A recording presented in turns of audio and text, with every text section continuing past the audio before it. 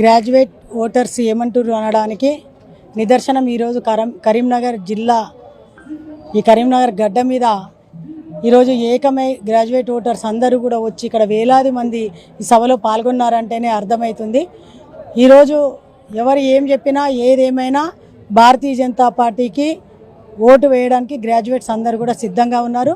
మా గెలుపు ఖాయమైంది, కానీ మెజార్టీ కోసం మాత్రమే మేము ముందుకెళ్తున్నామని చెప్పి తెలియజేస్తున్నాను. మేడం చెప్పండి, ఇప్పుడు రాష్ట్రంలో కాంగ్రెస్ పార్టీ అధికారంలో ఉంది. జనరల్గా చూస్తే అధికార పార్టీకి ఫేవర్గా ఉండే అవకాశాలు ఉంటాయి ఫలితాలు.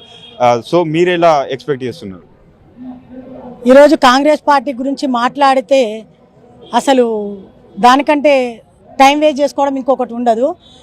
ఈరోజు ఢిల్లీలో చూసినాం, కాంగ్రెస్ పార్టీ కథం, కాంగ్రెస్ పార్టీ కలుషితమైపోయినటువంటి పార్టీ అని చెప్పి ప్రజలందరూ కూడా నిర్ణయించుకున్నారు. ఈరోజు కాంగ్రెస్ పార్టీని ఖతం చేసి హస్తం ఖతం.